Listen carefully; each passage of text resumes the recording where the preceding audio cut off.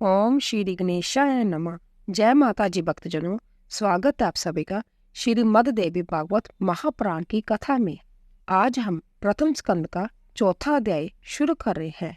नारद जी द्वारा व्यास जी को देवी की महिमा बताना।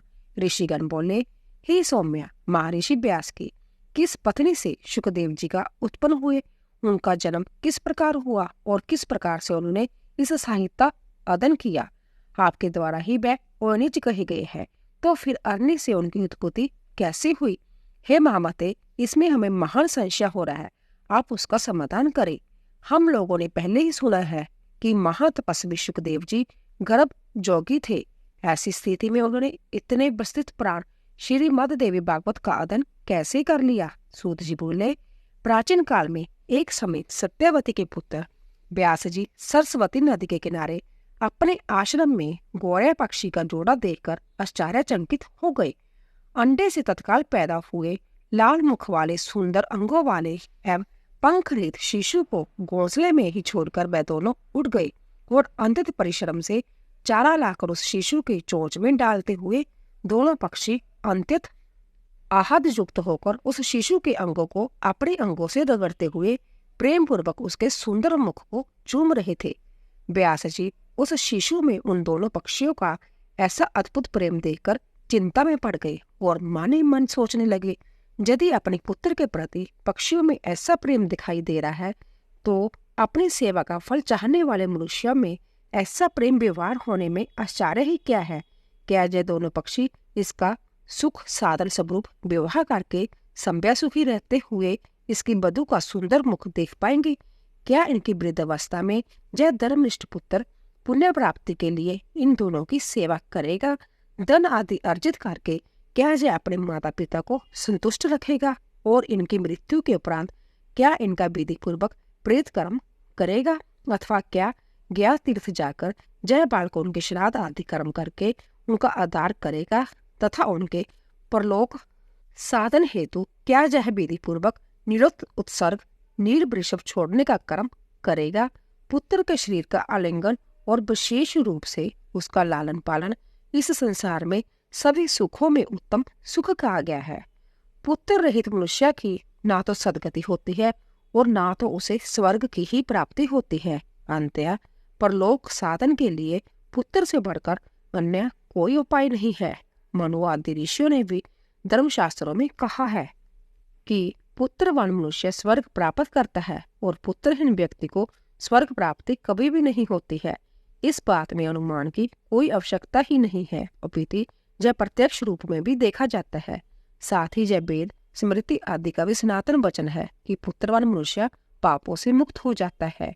रोग अवस्था में तथा मरण काल में भूमि शैया पर पड़ा हुआ संतानहीन प्राणी दुखित होकर अपने मन में विचार करता है कि मेरे घर में पर्याप्त धन है, अनेक प्रकार के पात्र है तथा मेरा यह भवन भी अत्यंत सुंदर है, किंतु अब इन सबका स्वामी कौन होगा? क्योंकि मृत्यु काल में उस प्राणी का मन अति दुखी होकर भ्रमित होता रहता है, इसलिए उस प्रांत मन वाले प्राणी की दुर्गति अवश्य ही होती है।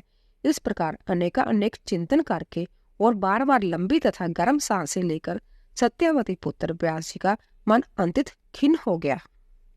इसके बाद मन में बहुत सोच विचार करके अंतत दृढ़ निश्चय करके वह तप के लिए मेरु पर्वत पर चले गए। उन्होंने मन में विचार किया कि मैं विष्णु, रुद्र, इंद्र, ब्रह्मा, सूर्य, गणेश, कार्तिकेय, अग्नि एवं वरुण, इन देवताओं में किस देवता की आराधना करूं जो वर प्रदान करने में उदार तथा अविष्ट फलों को देने वाला हो। इस प्रकार व्यास जी विचार कर ही नहीं थे कि उसी समय संयोगवश मुनि श्रेष्ठ नारद जी हाथों में बीना धारण किए हुए वहां आ पहुंचे। उन्हें देखकर सत्यवती पुत्र व्यास जी अत्यंत प्रसन्न हुए और उन्होंने अर्घ्य तथा आसन प्रदान करके उन मुनि से कुशल क्षेम पूछा। कुशल प्रश्न सुन लेने के पश्चात मुनिवर नारद जी ने पूछा, हे दिव्यान, आप किस कारण से चिंताग्रस्त है, मुझे बताइए। व्यास जी बोले, संतानहीन व्यक्ति की सदगति नहीं होती और कभी भी उसके मन में सुख की अनुभूति नहीं होती है। इसी बात को लेकर मैं अत्यंत दुखित हूँ और बार बार यही सोचता रहता हूँ, मैं अभिलाषित फल देने वाले किस देवता को अपनी तप साधना से प्रसन्न करूं। इसी चिंता में पड़ा हुआ मैं अब इसके समाधान हेतु आपकी शरण में हूँ। हे महर्षि, आप सब कुछ जानने वाले हैं। हे कृपा सिंधु, आप मुझे शीघ्र ही बताए कि मैं किस देवता की शरण में जाऊं जो प्रसन्न होकर मुझे पुत्र प्रदान कर दे। सूत जी बोले, व्यास जी के द्वारा इस प्रकार पूछे जाने पर वेद वेत्ता तथा महामना महर्षि नारद अत्यंत प्रेम पूर्वक कृष्ण प्यान से कहने लगे। नारद जी बोले, हे पराशर तनया, हे महाभाग, आपके द्वारा जो प्रश्न जहाँ मुझसे पूछा गया है वैसा ही प्रश्न पूर्व काल में मेरे पिता ब्रह्मा जी ने मधुसूदन भगवान विष्णु से किया था। मेरे पिता ब्रह्मा जी कौस्तुभ मणि की प्रभा से दीप्तिमान शंख, चक्र, गदा और पद्म दान करने वाले, पीत वस्त्र दान करने वाले, 4 भुजाओं वाले, श्री वत्स चिन्ह से विभूषित वक्ष स्थल वाले, सभी लोकों के कारण स्वरूप देवादिदेव जगतगुरु जगदीश्वर वासुदेव देवेश जगतपति श्रीनाथ विष्णु को ध्यान में अवस्थित होकर कठोर तप करते हुए देखकर अंतत विस्मय में पड़ गए और उन्होंने पूछा।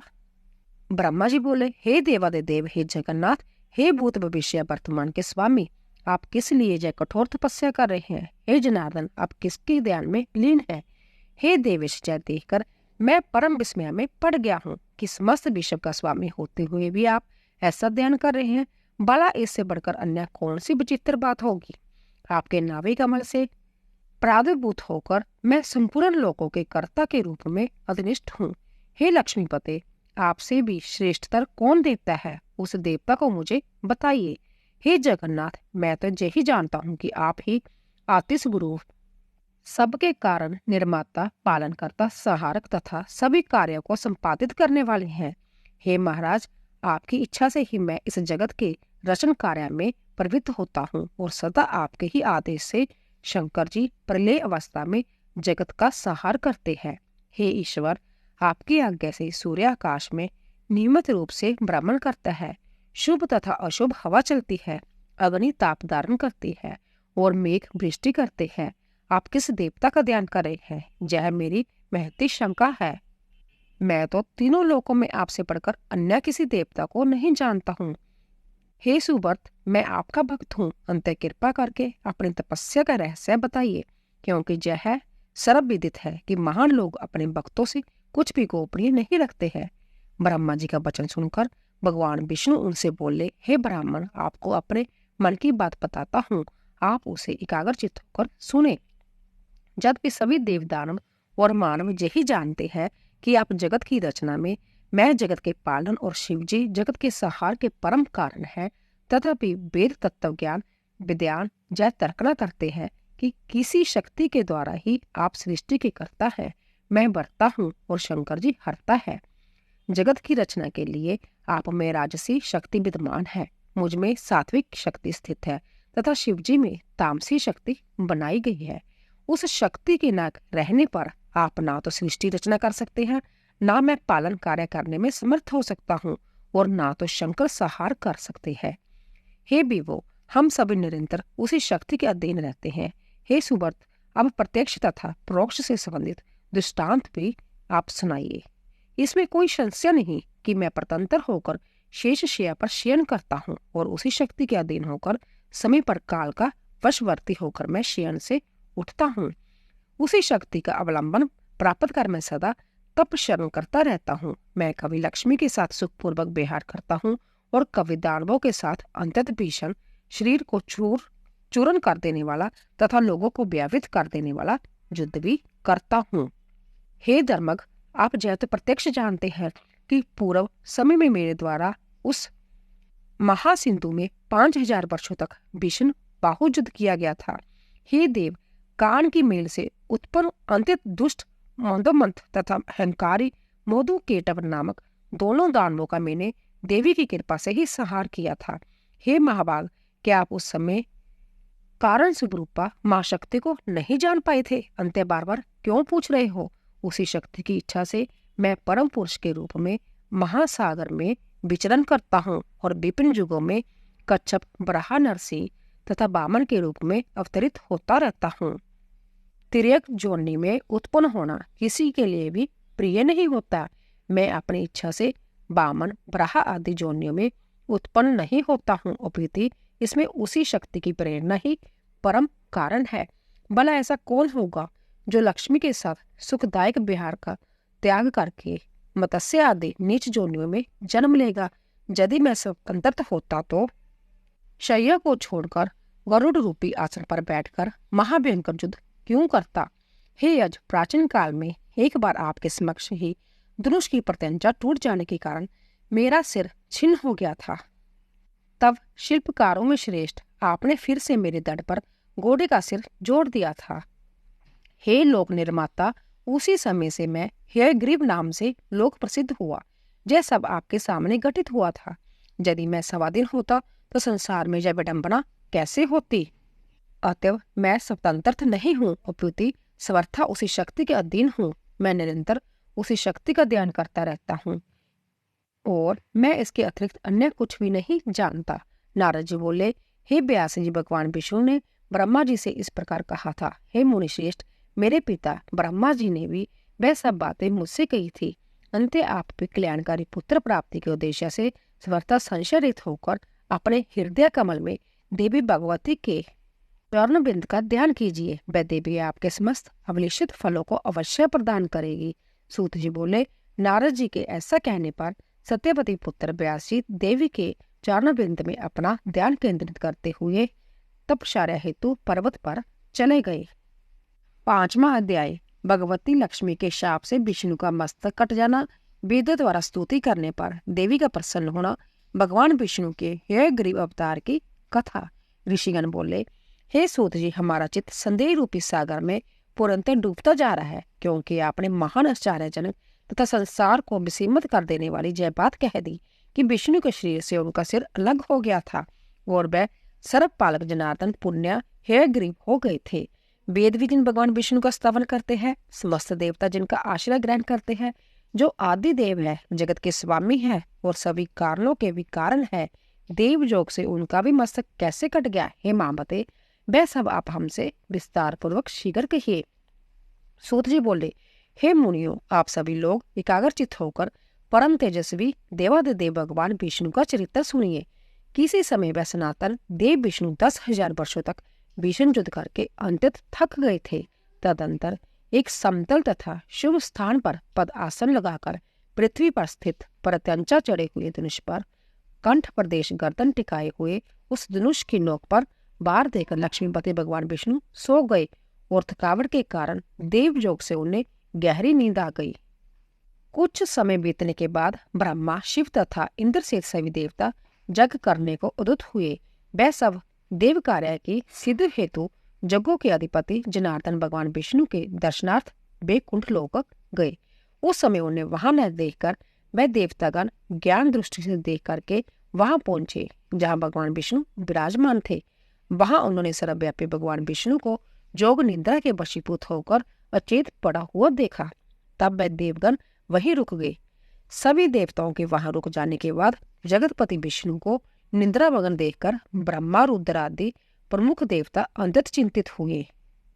तदंतर इंद्र ने देवताओं से कहा, हे श्रेष्ठ देवगण, अब क्या किया जाए? हे श्रेष्ठ देवताओं, अब आप सभी जय विचार करके कि इनकी निद्रा किस प्रकार भंग की जाए। तब शिव जी ने इंद्र से कहा कि इनकी निद्रा का भंग करने से महान दोष लगेगा, किंतु हे श्रेष्ठ देवगण, जग कार्य भी अवश्य करनी है। इसके बाद परमश्रेष्ठी ब्रह्मा जी ने पृथ्वी पर स्थित धनुष के अग्रभाग को खा जाने के लिए दीमक का सृजन किया। उन्होंने जय सोचा कि दीमक के द्वारा धनुष का अग्रभाग खा लिए जाने पर धनुष नीचा हो जाएगा, तब वह देवादिदेव विष्णु निद्रा मुक्त हो जाएंगे। ऐसा होने पर निसंदेह देवताओं का संपूर्ण कार्य सिद्ध हो जाएगा। अंत सनातन ब्रह्मा जी ने दीमक को इस कार्य के लिए आदेश दिया। तब दीमक ने ब्रह्मा जी से कहा कि देवादिदेव जगत गुरु लक्ष्मीपति भगवान विष्णु का निद्रा भंग में कैसे करूं, क्योंकि नींद में बाधा डालना, कथा में विघ्न पैदा करना, पति पत्नी के बीच भेद उत्पन्न करना एवं माँ पुत्र के बीच बैर भाव पैदा करने के लिए षड्यंत्र करना ब्रह्म हत्या के समान कहा गया है। अंत्य मैं देवादिदेव भगवान विष्णु का सुख क्यों नष्ट करूं? हे देव, उस धनुष का गर्भाग खाने से मेरा क्या लाभ है, जिसके लिए मैं ऐसा पाप करूं? स्वार्थ के वशीभूत होकर ही समस्त लोग पाप कार्य में प्रवृत्त होते हैं, इसीलिए मैं भी इसमें कोई स्वार्थ सिद्धि होने पर ही इसका भक्षण करूंगा। ब्रह्मा जी बोले, सुनो, हम लोग जग में तुम्हारे बाग की व्यवस्था कर देंगे, इसलिए तुम अवलिंब भगवान विष्णु को जगाकर हम लोगों का कार्य संपन्न कर दो। होम कार्य में आहुति प्रदान करते समय जो हव्य आसपास गिरेगा उसी को अपना बाग समझना, और अब तुम शीघ्रतापूर्वक हमारा कार्य करो। सूत जी बोले, हे ऋषियों, ब्रह्मा जी के इस प्रकार कहने पर अनंतर दीमक ने धरातल पर स्थित धनुष अगर को शीघ्र ही खा लिया, जिससे धनुष की डोरी मुक्त हो गई। पर तंजे के खुल जाने पर धनुष का वह ऊपरी कुंडा मुक्त हो गया। इसी प्रकार एक भीषण ध्वनि पैदा हुई, जिससे बाद सभी देवगण भयभीत हो गए। ब्राह्मण शुद्ध हो उठा, पृथ्वी में कंपन होने लगा, सभी समुद्र उद्विग्न हो गए, जलचर जंतु व्याकुल हो उठे, प्रचंड हवाएं प्रवाहित होने लगी, पर्वत प्रकंपित हो उठे, किसी दारुण आपदा के सूचक उल्कापात आदि महान उपद्रव होने लगे, सूर्य तिरोहित हो गए तथा सभी दिशाएं अंततः वह हो गई।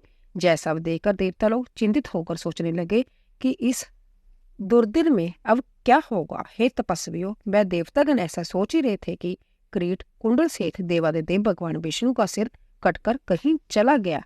कुछ समय पश्चात उस घोर अंधकार के शांत हो जाने पर ब्रह्मा और शंकर ने भगवान विष्णु का मस्तक विहीन बिलसन शरीर देखा। भगवान विष्णु का सिर विहीन दर्द देखकर वह श्रेष्ठ देवता अत्यंत विस्मित हुए और चिंता सागर में निमग्न होकर शोकाकुल हो इस प्रकार विलाप करने लगे। हे नाथ, हे प्रभु, यह कैसी विचित्र अलौकिक घटना हो गई। हे देवादिदेव, हे सनातन, हम सभी देवताओं के लिए तो यह बात विनाशकारी है। यह किस देवता की माया है जिसके द्वारा आपके सिर का हरण कर लिया गया? आप तो सर्वदा अवैध और अदाह है। हे विप्रो, इस प्रकार आपके चले जाने पर हम देवता तो मृत्यु को प्राप्त हो जाएंगे।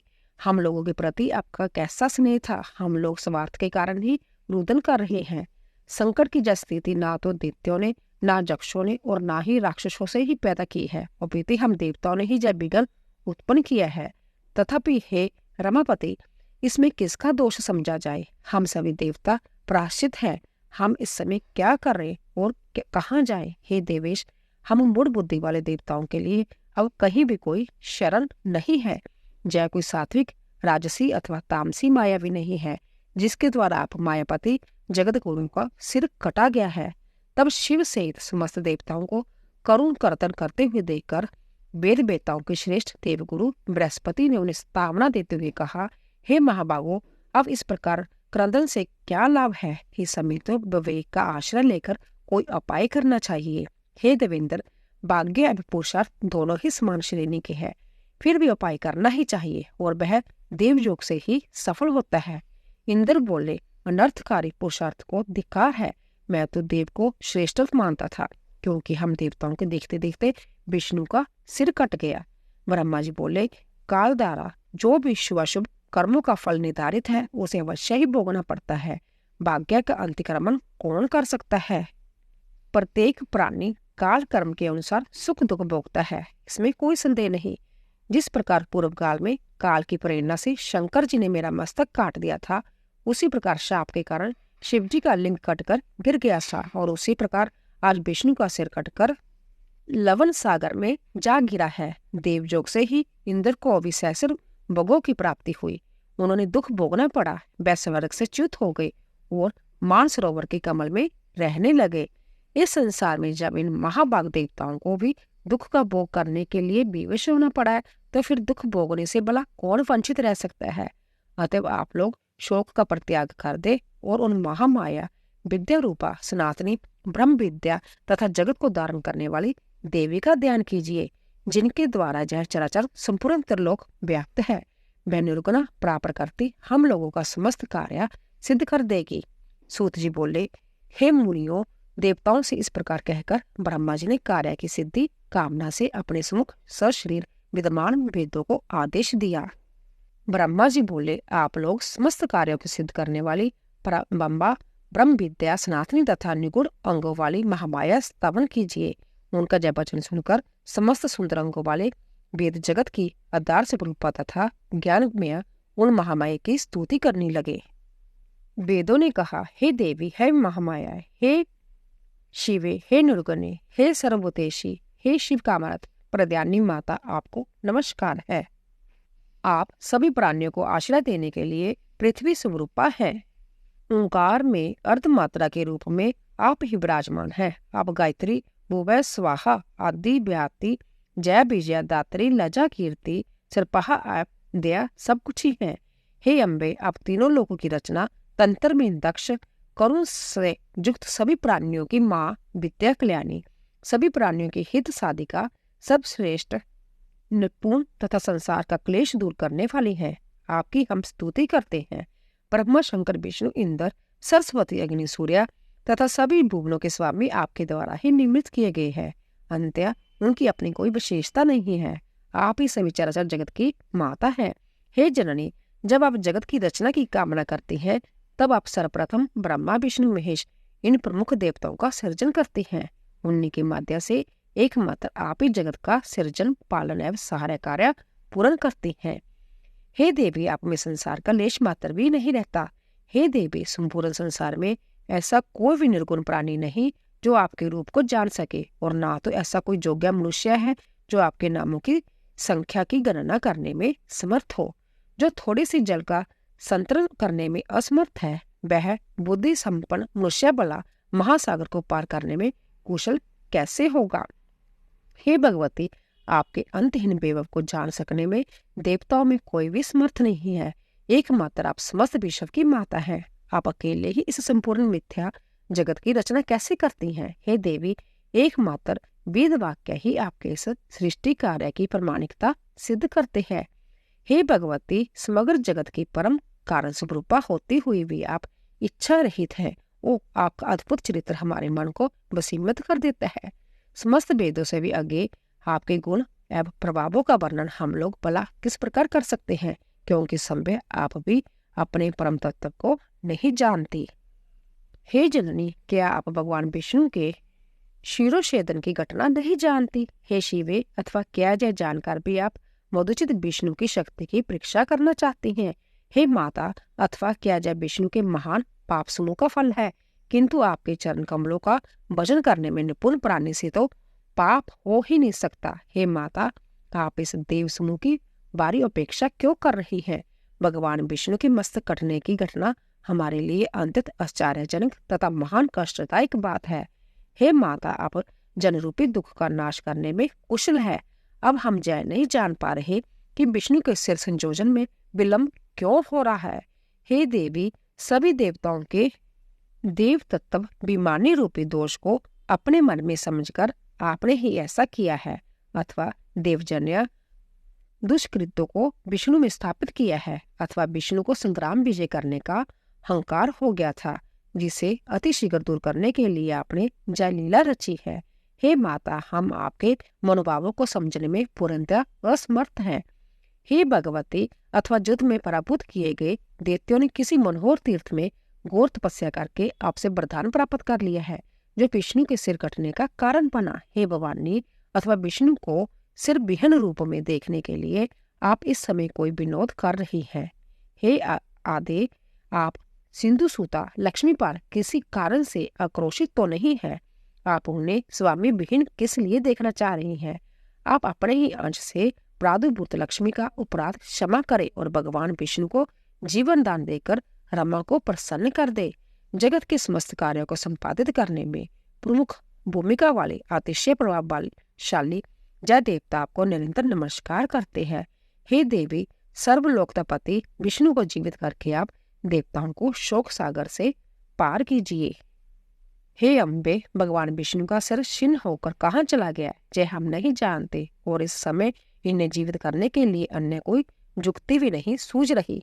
हे देवी, मृत प्राणी को जीवित करने में जिस प्रकार अमृत समर्थ है, उसी प्रकार संसार के आप जीवन दात्री हैं। सूत जी बोले, हे मुनियों, इस प्रकार सामगान्य पूर्ण सांग वेद द्वारा स्तुति किए जाने से गुणतीता महेश्वरी परम महामाया भगवती प्रसन्न हो गई। उसी समय देवताओं को सुख प्रदान करने वाली शब्दों से युक्त और भक्तजनों को आनंदित करने वाली काश स्थित अश्रीरणी शुभ वाणी ने उनसे कहा, हे देवताओं, आप लोग किसी प्रकार की चिंता न करें और स्वस्थ चित्त रहे।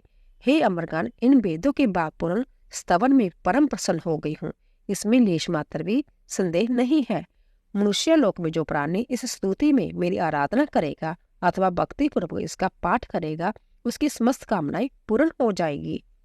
जो मनुष्य त्रिकाल प्रांत्य मध्यमय साय मेरी स्तुति को नित्य भक्ति पूर्वक सुनेगा, वह सभी दुखों से विमुक्त होकर परम सुखी हो जाएगा। वेदों द्वारा उच्चारित किए जाने के कारण यह स्तुति वेदों के समान ही है। हे देवो, अब आप विष्णु के शिरोच्छेद का कारण सुनिए, क्योंकि इस लोक में बिना कारण कोई कार्य कैसे हो सकता है। एक बार अपने समीप बैठी हुई अपनी प्रियतमा सागर पुत्री लक्ष्मी का चिंता आकर्षक मुख देखकर भगवान विष्णु हंस पड़े। उन्होंने सोचा कि भगवान विष्णु मुझे देखकर क्यों हंस पड़े। मेरे मुख में विष्णु जी द्वारा दोष देखे जाने का आखिर क्या कारण हो सकता है, और फिर बिना किसी कारण उनका हंसना संभव नहीं हो सकता। मुझे तो ऐसा प्रतीत होता है कि उन्होंने किसी अन्य सुंदर स्त्री को मेरी सोत बना लिया है। इसी विचार मंथन के परिणाम स्वरूप लक्ष्मी जी कोपिष्ट हो गई और तब उनके शरीर में तमोगुण संपन्न तामसी शक्ति व्याप्त हो गई। तदंतर किसी देवयोग के प्रभाव से देवताओं के कार्य साधन के उद्देश्य ही उनके शरीर में अंतत उग्र तामसी शक्ति प्रविष्ट हुई। तब लक्ष्मी जी के शरीर में तामसी शक्ति का समावेश हो जाने के कारण वह अंतत क्रोधित हो उठी और उन्होंने मंद स्वर में जय कहा, तुम्हारा जय सिर कटकर गिर जाए। स्त्री भाव के कारण भाविवश तथा संजोग से बिना सोचे समझे ही लक्ष्मी जी ने अपने ही सुख को विनष्ट करने वाला शाप दे दिया। सोच के व्यवहार आदि से उत्पन्न होने वाला दुख वेदव्य भी बढ़कर होता है। मन में ऐसा सोच कर तथा शरीर पर तामसी शक्ति का प्रभाव रहने के कारण उन्होंने ऐसा कह दिया था। मिथ्या आचरण, साहस, माया, मूर्खता, अति लोभ, अपवित्रता तथा दयाहीनता या स्त्री के स्वाभाविक दोष है। अब मैं उन वासुदेव जी को पूर्व की भांति सिर युक्त कर देती हूँ। इनका सिर पूर्व शाप के कारण लवण सागर में डूब गया है। हे श्रेष्ठ देवताओं, इस घटना के होने में एक अन्य भी कारण है। आप लोगों का महान कार्य अवश्य सिद्ध होगा, इसमें कोई संदेह नहीं है। प्राचीन काल में महाबाहु एवं अति प्रसिद्ध हेयग्रीव नाम वाला एक दानव था, जो सरस्वती नदी के तट पर बहुत कठोर तपस्या करने लगा। वह दैत्य आहार का त्याग कर समस्त इंद्रियों को वश में करके तथा सभी प्रकार के भोग ऐश्वर्य दूर रहते हुए मेरे माया बीजात्मक एकाक्षर मंत्र ह्रीम का जाप करता रहा। इस प्रकार समस्त आभूषणों से विभूषित मेरी तामसी शक्ति का सतत ध्यान करता हुआ वह 1000 वर्षों तक कठोर तप करता रहा। उस समय उस दैत्य ने जिस रूप में मेरा ध्यान किया था, उसी तामस रूप उसे दर्शन देने हेतु उसके समक्ष में प्रकट हुई। उस समय सिंह पर आरूढ़ हुई मैंने दयापूर्वक उससे कहा, हे महाभाग, तुम वरदान मांगो। हे सुव्रत, मैं तुम्हें जचेश वरदान दूंगी। वह दानव देवी का जय वचन सुनकर प्रेम विहल हो उठा और उसने तत्काल प्रणाम और प्रदक्षिणा की। मेरा रूप देखते ही प्रेम भावना के कारण प्रफुल्लित नेत्रों वाला तथा हर्ष अर्तिक होकर अश्रुपूरित न्योनों वाला वह दानव मेरी स्तुति करने लगा। हे गरीब बोला, हे महामाए, हे जगत के सृजन पालन संहार करने वाली, हे भक्तों पर कृपा करने वाली निपुण, हे सकल कामना प्रदायिनी, हे मोक्षदायिनी, हे शिवे, आप देवी को मेरा नमस्कार है। पृथ्वी, जल, तेज, बाजू एवं आकाश, इन 5 महाभूतों का कारण आप ही हैं तथा गंध, रस, रूप, स्पर्श एवं शब्द, इन तत्वों का कारण भी आप ही हैं। हे मेश्वरी, नासिका, जीवान, नेत्र, त्वचा, कान जय ज्ञानेन्द्रियां तथा हाथ, पैर, वाक, लिंग, भूता जय कमेंद्रियां आपसे ही उत्पन्न हुई है। देवी बोली, तुम्हारा क्या अविष्ट है? जो कुछ भी तुम्हारा अभिलिषित बार हो मांग लो, मैं उसे अवश्य पूर्ण करूंगी, क्योंकि मैं तुम्हारी अनन्य भक्ति तथा अद्भुत तपस्या से अतिशय प्रसन्न हूँ। हे गरीब बोला, हे माता, आप मुझे वैसा वरदान दे जिससे मेरी मृत्यु कभी न हो और देव दानवों द्वारा अपराज्य रहते हुआ मैं सदा के लिए अमर जोगी हो जाऊं। देवी बोली, जन्म लेने वाले को मृत्यु निश्चित है और मरने वाले का जन्म भी निश्चित है। लोक में स्थापित इस प्रकार की मर्यादा का उल्लंघन कैसे संभव है? अतः हे दानव श्रेष्ठ, मृत्यु को अवश्यभावी जानकर अपने मन में सम्यक विचार करके तुम अन्य वर मांग लो। हे गरीब बोला, हे जगदम्बे, मेरी मृत्यु हे गरीब से ही हो, किसी अनन्य से न हो। मेरी इसी मनोवांछित कामना को आप पूर्ण कीजिए।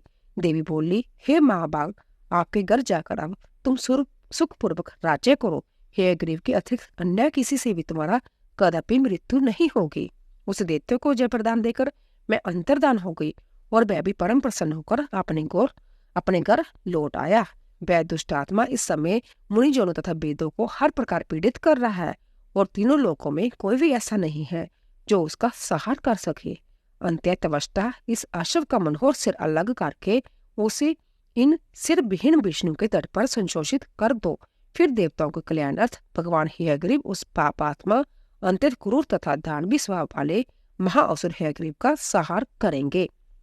सूत जी बोले, देवताओं से इस प्रकार कहकर भगवती शांत हो गई और इसके बाद देवगण परम संतुष्ट होकर देवशिल्पी विश्वकर्मा से बोले।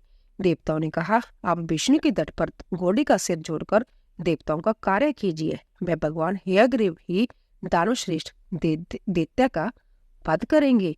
सूत जी बोले, देवताओं का यह वचन सुनकर विश्वकर्मा ने अति शीघ्रतापूर्वक अपने खंडक से देवताओं के सामने ही घोड़े का सिर काटा। फिर उन्होंने घोड़े का वह सिर अवलिम्ब विष्णु भगवान के शरीर में संशोषित कर दिया और इस प्रकार महामाया भगवती की कृपा से वह भगवान विष्णु हयग्रीव हो गए।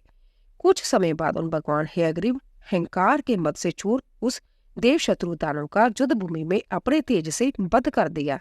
इस संसार में जो प्राणी इस पवित्र कथा का श्रवण करते हैं वह समस्त पापों से मुक्त हो जाते हैं, इसमें लेश मात्र भी संदेह नहीं है। महामाया भगवती चरित्र अति पावन है तथा पापों का नाश कर देता है। इस चरित्र का पाठ तथा श्रवण करने वाले प्राणियों को सभी प्रकार की संपदाएं अनायास ही प्राप्त हो जाती है। इसी तरह 5वां अध्याय पूरा हुआ। तो दोस्तों, अगर आपको हमारी कथा पसंद आ रही हो प्लीज ज्यादा से ज्यादा शेयर कीजिए। आप सभी का धन्यवाद।